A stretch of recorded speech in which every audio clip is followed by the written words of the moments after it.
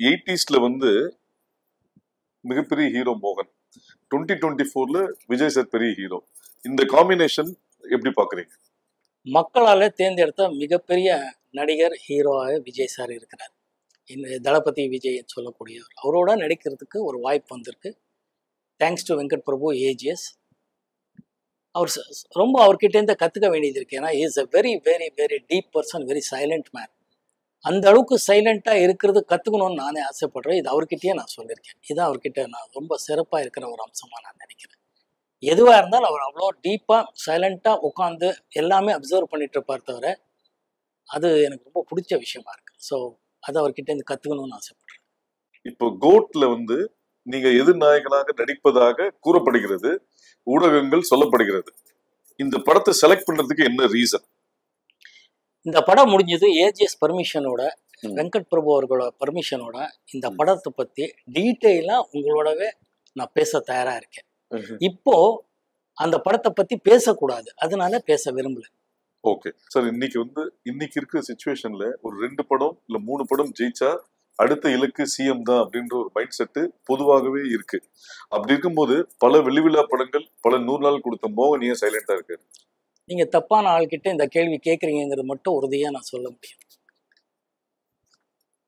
ஒரு ஹீரோவா நீங்க கற்றது என்ன, பெற்றது என்ன? எப்பவுமே மனிதனா இருக்கணுங்கிறது ஆசைப்பட்டா தான் எல்லாமே நிரந்தரம் நான் நினைக்கிறேன். பெற்றது மக்களோட ஆதரவும் அன்பும் இறைவனோட ஆசீர்வாதமும் எல்லாமே பெற்றிருக்கேன். இன்னைக்கு இருக்கிற ஹீரோஸ் வந்து நெகட்டிவ் ஷேட் பண்ணா ஆடியன்ஸ் ரொம்ப ரசிக்கிறாங்கன்ற மாதிரி ஒரு பரவலான ஒரு விஷயங்கள் இருக்கு. அது போல உங்களுக்கு அந்த எண்ணம் இருக்கா? நான் அந்த டைம்லயே நெகட்டிவ் ஷேட்ஸ் படம் பண்ணியிருக்கேனே. அதனால கதைக்கு என்ன தேவையோ, இயக்குனர் என்ன ஃபீல் பண்றாங்களோ அதுல இருக்கிறதா என்னோட எப்பவுமே உடன்பாடு. கூட்டணியா ஜெயிக்கணுங்கிறது தான் என்னோட உடன்பாடு. ஸோ இன்ட்ரெஸ்டிங்கா சொல்லணும், ஆடியன்ஸை என்கேஜ் பண்ணணும், அவங்க எமோஷ்னலா கனெக்ட் பண்ணணும். அது பண்ணா படங்கள் ஜெயிக்குங்கிறது நான் நம்புறேன். எந்த மாதிரியான விஷயத்தை மறக்கணும்னு நினைக்கிறீங்க? எல்லாமே மறக்கணும். மனுஷனுக்கு பெஸ்ட் கிஃப்ட் மறக்கிறது தானே. எல்லாமே தலையில இருந்தா நிம்மதியா இருக்க முடியுமா? தூக்கம்ங்கிறத இறைவன் அதுதானே கொடுத்துருக்கான் நமக்கு. அந்த எதுவுமே நிரந்தரம் இல்லையே. ஸோ அந்தந்த நேரத்துக்கு அதை என்ஜாய் பண்ணணும், அதை எக்ஸ்பீரியன்ஸ் பண்ணிட்டு போயிட்டு இருக்கணும். எவ்ரி திங் இஸ் அன் எக்ஸ்பீரியன்ஸுங்கிறது தான் நான் நினைக்கிறேன். So every thing is. ஒரு நடிகனா எதை ரொம்ப மிஸ் பண்றதா நினைக்கிறீங்க? என்ன மிஸ் பண்ற மாதிரி எனக்கு தெரியல. நடிப்பும் ஒரு தொழில் ரீதியாக வரும். நடிச்சுட்டு வீட்டுக்கு போகிறோம், கார் ஏறினதும் ஃபேமிலி மேன் இல்லை ஃப்ரெண்டாக ஒரு எல்லாத்துக்கும் பேசுவோம் தவிர பெருசாக ஃபீலிங்குங்கிறது நல்ல படம் கொடுக்கும்போதோ தோல்வி படம் கொடுக்கும்போது அந்த டைமில் தான் ஒரு எக்ஸ்பீரியன்ஸாக வரும். அதுக்கு தேங்க் காட் சொல்லி அதுக்கு அடுத்த கட்டத்துக்கு போகிறது தான் நமக்கு கரெக்டாக இருக்கும். சார், நடிகனா சில இடத்துல நம்ம தவறி இருக்கலாம், ஆனா மனுஷனா நான் ஜெயிச்சிட்டேன்னு சொல்றதா இருந்தா நீங்க எதை சொல்லுவீங்க? மனுஷனா ஜெயிச்சிட்டு முயற்சி பண்ணிட்டு இருக்கேன், மனுஷனா வாழணும்னு ஆசைப்பட்டுட்டு இருக்கேன், அவ்வளவுதான் நான் சொல்ல முடியும். தவிர ஜெயிச்சிட்டேங்கிறது இல்லை, மனுஷனா வாழணும்னு ஆசைப்படுறேன். அதுதான் உண்மையான விஷயம். சார், இந்த காலகட்டத்துல படம் நல்லா இருக்கா இல்லையான்றதை விட எந்த ஹீரோ ஆக்ட் பண்ணிருக்காங்கன்ற பாக்குறதா ஒரு விஷயங்கள், ஸ்டார் வேல்யூன்ற ஒரு விஷயங்கள் இப்ப ரொம்ப ஜாஸ்தி ஆகிட்டு இருக்கு. ஸோ அது ஒரு ஸ்டாரா நீங்க இதை எப்படி பாக்குறீங்க? இல்லை, இது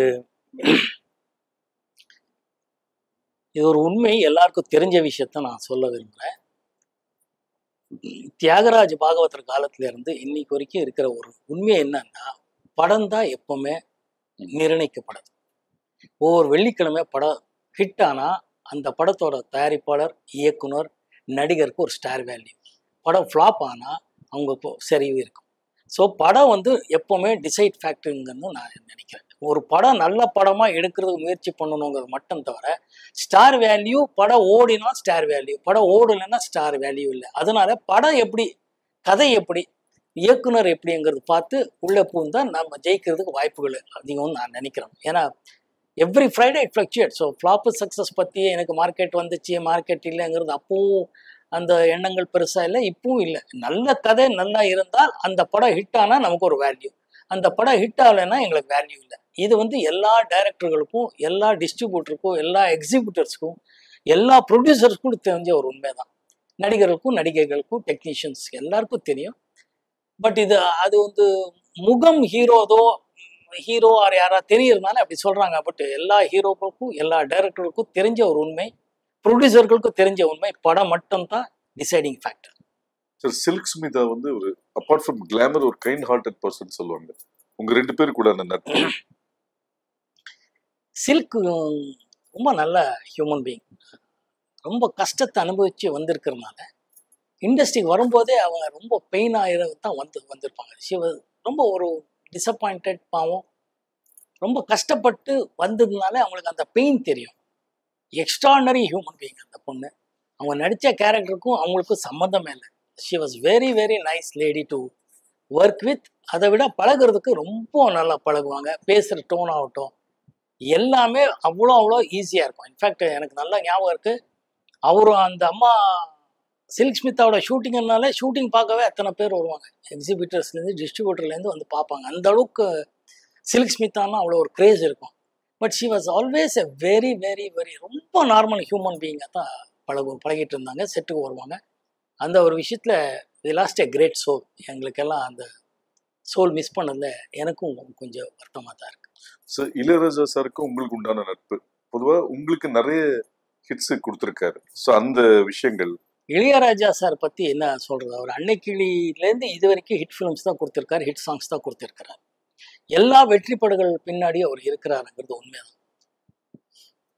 ஒவ்வொரு பாடல்களும் அவர் யார் நடிக்கிறாரு இல்லைங்கிறத விட அவர் கதைக்கு எப்படி வேணும்னு போட்டு தான் எனக்கு தெரிஞ்ச உண்மைகள். அதாவது ஒரு படத்துக்கு இப்போ பயணங்கள் முடியுது இல்லையா, நான் நடிக்கிறேங்கிறது சாருக்கு எப்படி தெரியும்? நெஞ்சத்துக்கு இல்லாத நான் நடிக்கிறேங்கிறது சாருக்கு எப்படி தெரியும்? அவரு எக்ஸ்ட்ரானரியாக பாட்டு பண்ணி கொடுப்பார். அந்த பாட்டை வந்து ஸ்க்ரீன்ல எக்ஸ்ட்ரானரியாக கொண்டு வந்த ஆர் சுந்தரராஜன் அவர்களாகட்டும், மகேந்திரன் சார் ஆகட்டும், மணிவண்ணன், இந்த மாதிரி நிறைய லெஜெண்டரி டைரக்டர்ஸ் பண்ணதுனால அது ரீச் ஆயிருக்கு. அவரு எந்த ஹீரோ எந்த டைரக்டருங்கிறத இதே இல்லை அவருக்கு. இப்போ இன்னைக்கு வரைக்கும் பாருங்க, விடுதலை சூரிக்கும் எக்ஸ்ட்ரானரி சாங் கொடுத்துருக்குறாரு. அதனால அவர் எல்லா படத்துக்கும் சூப்பர் ஹிட் பாடல்கள் தான் கொடுப்பார். அந்த பாட்டு எக்ஸ்டென்ஷன் ஆடியோ ரிலீஸ் ஆகி ஹிட் ஆயிருக்கும், படமாக ஹிட் ஆகும்போது படமும் ஓடணும். அந்த படத்தை ஓடுறதுக்கு நான் டைரக்டர் பங்கு இருக்குன்னு நான் சொல்வேன். டைரக்டர் வந்து எப்போ ஆடியன்ஸ் கிட்ட கனெக்ட் பண்ணுவாங்களோ அந்த பாட்டு இன்னும் பெரிய லெவலில் ஹிட் ஆகும். அதனால அவர் வந்து பொக்கிஷம், நமக்கு ட்ரெஷர். இப்போ வந்து எந்த ஒரு ரீ ரெக்கார்டிங் இது வரைக்கும் யாரும் பண்ண முடியாததான் அவர். அப்போ அந்த இளையராஜா சார் கிட்ட எனக்கு ரொம்ப ரொம்ப ரொம்ப பிடிச்ச விஷயம் என்னன்னா அவரோட டிசிப்ளின் தான். அவர் இசை அவர் எவ்வளோ பண்ணிட்டு இருக்கிறாருங்கிறது எல்லாருக்கும் தெரிஞ்ச விஷயம், சோஷியல் மீடியாவில் இருக்கிறவருக்கே தெரியும். பட் அவர் அந்த ஆனஸ்டாக காலை 7 மணிலேருந்து 1 மணி 2 to 9ங்கிறது எவ்ரிடே. பௌர்ணமிக்கு எப்படி திருவண்ணாமலைக்கு போயிட்டு வரணும் எப்படிங்கிறத கண்டினியூஸாக இயர்லி பண்ணுறதுக்கு ஒருத்தனால முடியவே முடியாது. He so dedicated either in discipline or life. 7 மணி ஆகுதுன்னா பிரசாத் ஸ்டுடியோவில் ஒரு வண்டி இருக்குங்கிறது தான் டெஃபினட். மழை வந்தாலும் சரி, வெயில் அடித்தாலும் சரி, அவர் வருவாருங்கிறது தெரியும். அவரை நம்பி அத்தனை டைரக்டர்ஸ் ப்ரொடியூசர்ஸ் போயிருப்பாங்க. அவர் யாரையும் என்றைக்குமே டிசப்பாயிண்ட் பண்ணது இல்லை. அவர் வரவே இல்லை இன்னைக்குன்னு இது வரைக்கும் கேட்டதில்லை. அவரோட அந்த டிசிப்ளின் லைஃப்பும் அவரோட இசையில அவர் இன்னைக்கும் அவருக்கு அந்த பசி இருக்கு. என்ன புதுசாக பண்ணணுங்கிறது இருக்கு. அதை நாங்கள் விடுதலை பாட்டிலே பார்க்கணும். எக்ஸ்ட்ரானரியாக பண்ணியிருப்பார். ஸோ அவரை பற்றியெல்லாம் பேசுகிற அளவுக்கெல்லாம் நமக்கு எனக்கெல்லாம் தகுதியே கிடையாது. ஆக்சுவலாக பாடலாம் புகழலாம், அவ்வளோதான். இன்னைக்கு காலகட்டத்தில் தமிழ் படங்களை விட மலையாள படங்கள் வந்து பெரிய அளவில் வரவேற்பப்படுது. எல்லா லாங்குவேஜ்லையுமே ஓடிட்டு இருக்கு. இது நீங்க ஒரு நடிகரை மீறி ஒரு டைரக்டர் வேற. ஸோ அதனால அதை எப்படி பார்க்குறீங்க? இல்லைப்பா, மலையாளம் படத்தில் நான் இவ்வளோ நேரம் சொன்னதான் டைரக்டர் வந்து புது களம் கதையாக மலையாளம் இருக்கும், மலையாளம் வாசனை இருக்கும் எல்லா படமும். நம்ம ஓடிடி பிளாட்ஃபார்மில் பார்த்தீங்கன்னா இப்போ கொரியன் ஃபிலிம்ஸ்ன்னு சொல்கிறோம், சைனீஸ் ஃபிலிம்ஸ்ன்னு சொல்கிறோம், பெங்காலி ஃபிலிம்னு சொல்கிறோம், சப்டைட்டிலோட நாங்களே பார்க்குறோம். டர்க்கிஸ் லாங்குவேஜெல்லாம் பார்த்தீங்கன்னா சப்டைட்டில், அந்த மாதிரி மலையாளமும் பார்க்குறோம். ஸோ ஏன்னா அவங்களோட திரைக்கதை வசனம் அவ்வளோ நல்லா இருக்குங்கிறதா, அது இயக்கிக்கிறதா. அகெயின் அந்த வசனத்தை எப்படி நம்ம வந்து ஆடியன்ஸ் கனெக்ட் பண்ணுறது வந்து டைரக்டர்கள் பண்ணிட்டு இருக்காங்க. So we connect with the film. நிறைய நல்ல படங்கள் வந்துட்டு இருக்கு. I am so happy to see those films. So இப்போ நீங்க தியேட்டர்ல போய் பார்க்கணும்னு நினைக்கிற 3 படங்கள், உங்க படங்களோ இல்லை மற்ற படங்களோ? 1000ல் ஒருவன் நிச்சயமாக பார்க்கணும்னு ஆசைப்படுவேன், வாத்தியார் படம், அதில் எந்த டவுட்டே இல்லை. அதுக்கப்புறம் பாஷா பார்க்கணும்னு ஆசைப்படுவேன், நாயகன் படம் பார்க்கணும்னு ஆசைப்படுவேன், தியேட்டரில் போய் பார்க்கணும். சார், 80s காலகட்டத்தில் ரஜினி சார் கமல் சாருக்கு செம்ம டஃப் கொடுத்தீங்க. அவங்களுக்கு நீங்க போட்டியா அப்படின்னு ஒரு நியூஸ் பரவலாக வந்த போது அதை நீங்க எப்படி எடுத்துக்கிட்டீங்க? நீங்களே சொல்லிட்டீங்களே, அது ஒரு நியூஸ். நம்ம யாருக்கு எப்பவுமே போட்டியே கிடையாது. நான் இண்டஸ்ட்ரிக்கு வரும்போது ரஜினி சார் மிகப்பெரிய சூப்பர் ஸ்டார், கமல் சார் அப்போவே ஒரு உலக நாயகன். நான் அவரோட படங்கள்ல காலேஜ் தான் நாங்கள் எல்லாம் பெங்களூர்ல போய் பார்த்துருக்கோம். 3 முடிச்சு ஆகட்டும், சொம்மு கிருதி சொல்ல கிருதின்னு ஒரு கமல் சார் டியூல் ரோல் பண்ணியிருப்பார். அது தமிழ்ல கூட அப்புறமா டப்பா இங்கே இருநிலவர்கள் வந்துச்சு. முள்ளு மலரும் ஆகட்டும், நிறைய படங்கள் காலேஜ்லேயே அவர் படங்கள் பார்த்து வளர்ந்தவங்க நாங்கள். வந்து சினிமா நடிகனாக ஆசீர்வாதம் இருக்குது, மக்கள் ஆதரவு கிடைச்சிது, நல்ல படங்கள் பண்ணுறதுக்கு வாய்ப்பு கிடைச்சிது, வெற்றி அடைஞ்சது. தவிர நம்ம யாருக்கும் இன்னொன்று யாருக்கும் யாருமே போட்டியே கிடையாதுங்க. அவங்கவுங்க ஸ்பேஸ் இருக்கும், அதுலேயே அவங்கவுங்க எவ்வளோ சாதனை பண்ண முடியுமாங்கிறது மட்டும். தவிர ரஜினி சார் கமல் சார் என்றைக்குமே ரஜினி சார் கமல் சார் தான். நம்ம யாருக்கும் அப்போ இல்லை, எப்பவுமே யாருக்குமே யாரும் போட்டி இல்லை. சார், கோகிலா மோகன், ஹரா மோகன், இந்த டிரான்சிஷன் எப்படி பார்க்குறீங்க? அது ஒரு எக்ஸ்ட்ராடினரி அனுபவம் தான் ரெண்டுமே. ஏன்னா கோகிலா மோகனுங்கிற படம் வந்து கோகிலா வந்து பாலு மகேந்திரா சார் என்ன அறிமுகப்படுத்தினாருங்க. லெஜெண்டரி கமல் சாரும் கிரேட் ஷோபா மேடம், ரோஜாரமணி அவர்களோட நான் நடித்தேன். That was a fantastic experience. எல்லாமே புதுசாக இருக்கும். ஒன்று அப்போ எல்லாமே புதுசாக பார்க்குற ஒரு வயசு, எல்லாமே தெரிஞ்சுக்கணுங்கிற வயசு எல்லாமே இருந்துச்சு. இப்போ ஹரால வந்து தெரிஞ்சுக்கினதை எப்படி கரெக்ட் பண்ணலாங்கிறது டைரக்டர் சொல்லும் போதே என்னன்னு தெரிஞ்சுக்கிட்டோம்னு ஆசை. மற்றவங்க எப்படி எப்படி எல்லாமே இருக்குது. அப்போ என்னன்னா என்ன சொல்கிறாங்க, என்ன கேட்கணும், இப்படி பண்ண அப்படின்றது இருக்கும். அதுதான் எக்ஸ்பீரியன்ஸு. ரெண்டுமே எக்ஸ்ட்ராடினரி எக்ஸ்பீரியன்ஸ். பாலு மகேந்திரா சாருக்கு எப்பவுமே நன்றி, கமல் சாருக்கும், அந்த கூட்டணி ஷோபா மேடம், அப்புறமா நம்ம ரோஜா அவங்களுக்கும், அந்த தயாரிப்பாளர் ஃபெர்னாண்டோ அவர்களுக்கும். இந்த மோக்ஷம் தியேட்டர்னு இங்கே முதல்ல இருந்துச்சு கீழ்பாக்கில், அதோட ஓனர் தான் கோகிலாவோட ப்ரொடியூசர்ஸ். ஸோ இவங்க எல்லாருக்குமே நன்றி கடன் பட்டிருக்கேங்க. சார், உங்க கேரியர்ல பயணங்கள் முடிவதில்லை, சரணாலயம், முன்னே நான் சந்தித்தேன், உதயகீதம், இதே கோயில், இந்த 5 படத்துல தான் நீங்க வந்து மைக் வச்சு பாடிருக்கீங்க. ஆனா ஒரு மைக் மோகன்ற ஒரு அடையாளம் ஏற்பட்ட போது, அந்த அடையாளம் வந்த போது உண்டான மகிழ்ச்சியும் தொடர்ந்து அந்த நேம் இருக்குன்றது என்னைக்காவது வருத்தப்பட்டிருக்கீங்களா?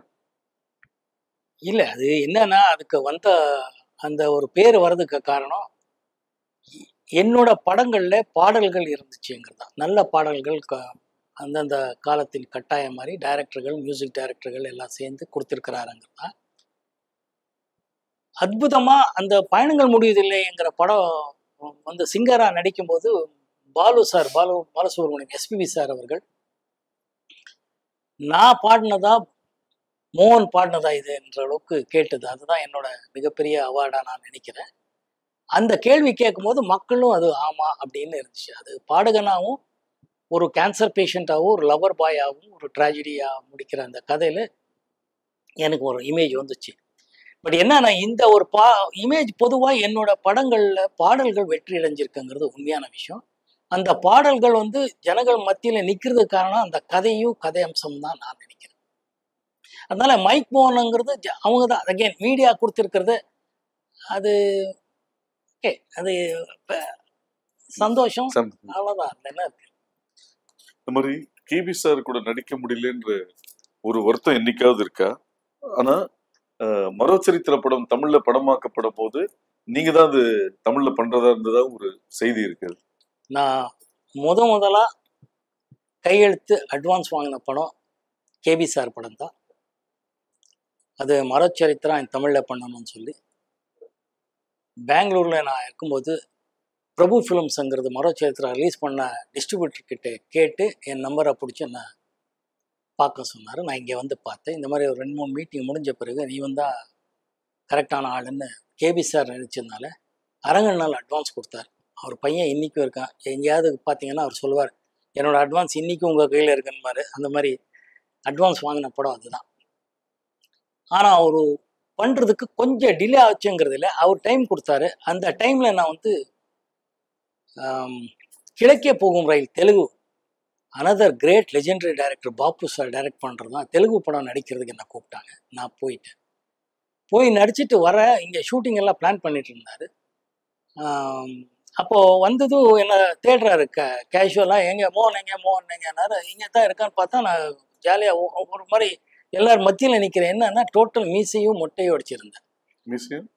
மொட்டை தலை ஷேவ் பண்ணி மீசி எடுத்திருந்தேன். அந்த கிழக்கே போகும் தெலுங்குல ஒரு சீன்ல கழுதை மேல கூட்டிட்டு போகும்போது தலையில ஷேவ் பண்ணி, அதுதான் அந்த படத்தோட ஃபினிஷிங் ஷாட்டா எடுத்து அனுப்பிச்சிட்டாரு. நான் வந்துட்டேன். இப்பதான் பார்த்து கோச்சிட்டு கண்ணா பின்னான்னு திட்டுறாரு. எவன்டா இதெல்லாம் ஷேவ் பண்ண சொன்னோம். நான் வந்து நோ சார், பாப்பு சார், கிழக்கே பொங்குமுறை சார், தெலுங்கு சார், தூர்ப்பு வெள்ளை சார் அப்படிலாம் சொல்றேன். அதெல்லாம் இருக்கட்டும். உங்க அப்படி இல்லை சார், தட் டாங்கி சீன் சார்ன்ற. இப்போதான் நான் இத்தனை நாளாக பிளான் பண்ணி படம் பண்ணோன்னு பிளான் பண்ண, இப்போ அப்படின்னு ஒரு கெட்ட வார்த்தையிலெல்லாம் திட்டி முடி வரணுமே சார், என்ன அப்படியே அப்படி இப்படி சுற்றி சுற்றி நடந்துட்டோம்னு சொன்னார். கொஞ்சம் போஸ்ட்போன் பண்ணணும், இந்த படம் அப்புறமா பண்ணுறேன் நான், அந்த பேர் முடி வாழட்டும், அதுக்கப்புறம் ஷூட் பண்ணலாம்டா, இப்போ படம் பண்ண வேண்டாம் நிறுத்தி போஸ்ட்போன் பண்ணார். அந்த டைமில் Padmini Kolhapure was supposed to do Saritha's role. Everything was fixed. அரங்கண்ணால் தான் மரோச்சரித்ரா பண்ண ப்ரொடியூசர் தான் தமிழையும் எடுக்கிறதா இருந்துச்சு. அந்த போஸ்ட்போன் பண்ண டைமில் ஒரு 6 மாதத்து வரணும், முடியெல்லாம் கரெக்டாக வளரணுன்ற டைமில் ஒரிஜினல் மரோச்சரித்ரா தெலுங்கு வெர்ஷனை released in Tamil Nadu and it was a super duper hit.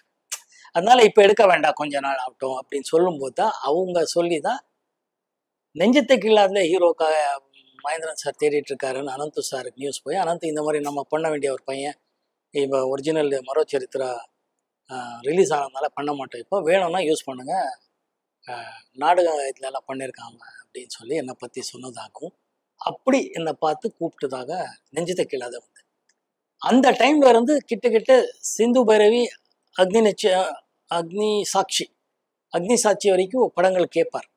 கேட்டிருக்கிறது உண்மை. பட் அன்ஃபார்ச்சுனேட்லி பயணங்கள் முடியுது அந்த டைம்லலாம் நான் ஓவர் பிஸி ஆகும்போது அவர் கூப்பிடுற நாட்கள் அவ்வளோ நாட்கள் என்னால் கொடுக்க முடியல. ஒவ்வொரு தடவையும் போகும்போது சாரி சார், தப்பாக நினைக்காதீங்க சார், அந்த புது டைரக்டர், அந்த புது ப்ரொடியூசர் கால் ஷீட் கொடுத்துருக்கேன்னா கடைசியில் நீ என்னைக்கு இருந்தாலும் யூ ஆர் மை ஆக்டர் கோ அப்படின்னு சொல்லி ஆசீர்வாதம் பண்ணி அனுப்புவார். இந்த படம் பேர் என்ன? எந்த படம்? மறுச்சரித்திர தமிழ்ல வைக்கிறதா இந்த படம் பேர்? அலைகள் எழுதிய கவிதை. நான் நடித்த ஹரா திரைப்படம் ஜூன் 7ஆம் தேதி திரைக்கு வருது. இப்போ அவங்க ஆதரவோட பாடல்கள் வெற்றி அடைஞ்சிருக்கு. எல்லாரும் ரசித்து வாழ்த்துட்ருக்கீங்க. ரொம்ப சந்தோஷமான விஷயம். இந்த படத்தில் அப்பா பொண்ணுங்கிற விஷயம், அந்த எமோஷ்னல் கனெக்டு எல்லாரோட வாழ்க்கையிலையும் நீங்கள் பார்த்து ரசித்து கடந்து வந்த விஷயங்களை மறுபடியும் நினைவுபடுத்துகிற மாதிரி தான் இந்த படம் இருக்கும். அவசியமாக நீங்கள் எல்லோரும் தியேட்டரில் பார்க்கணுன்னு நான் வேண்டிக்கிறேன்.